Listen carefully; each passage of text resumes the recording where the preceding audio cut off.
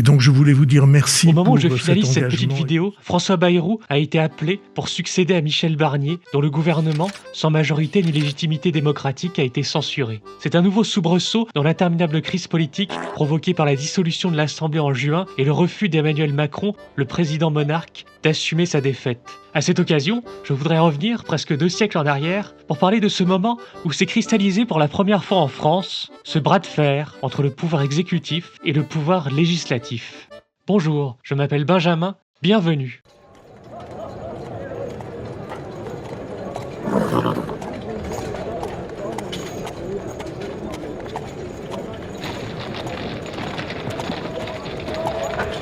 On est en novembre 1827, à Paris.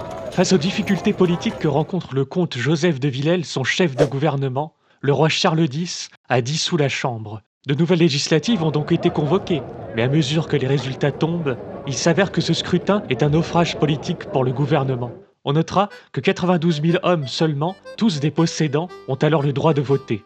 Ainsi, aux législatives de 1824, le parti ultra, la mouvance de droite proche du gouvernement, avait écrasé les libéraux en raflant 413 des 430 sièges de la Chambre. Avec ces nouvelles élections, le gouvernement ne compte désormais plus que 180 députés. Quant à l'opposition libérale, d'une dizaine de députés relégués sur les bancs de l'extrême gauche, elle bondit d'un coup avec ce nouveau scrutin en raflant 170 sièges.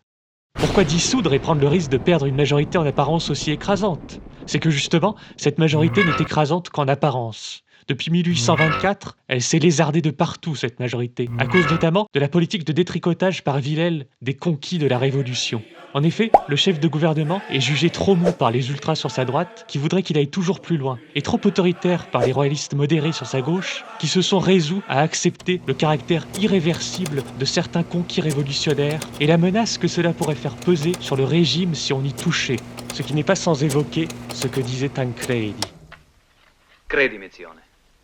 Se non ci siamo anche noi, quelli ti combinano la Repubblica in 4 e 48.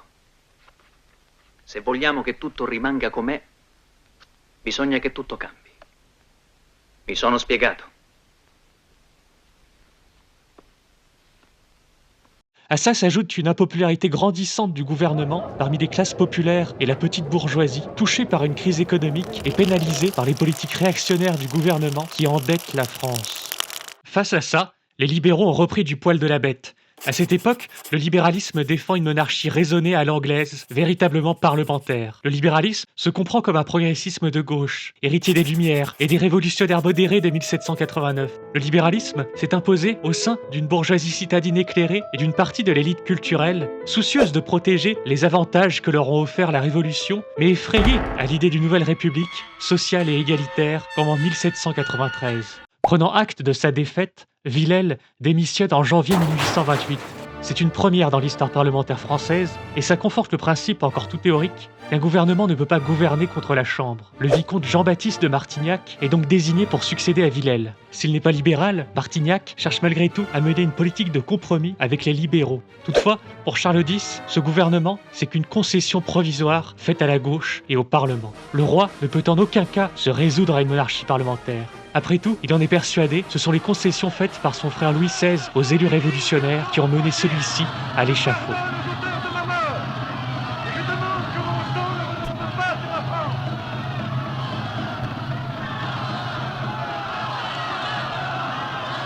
Saint-Louis, montez au ciel.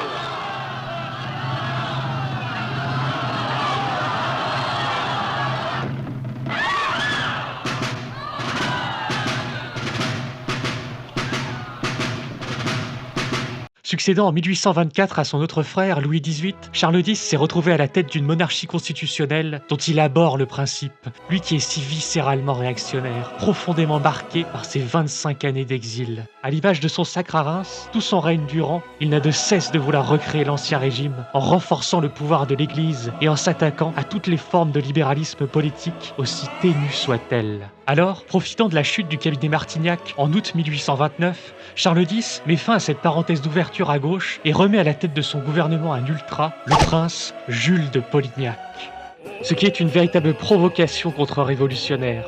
La mère du nouveau principal ministre n'étant nulle autre que la duchesse de Polignac, une amie intime de Marie-Antoinette qui incarne, aux yeux des révolutionnaires et de leurs héritiers, tous les excès de l'ancien régime et de sa cour. Oh, Mama! Think of it! I shall be queen! I shall be queen of France!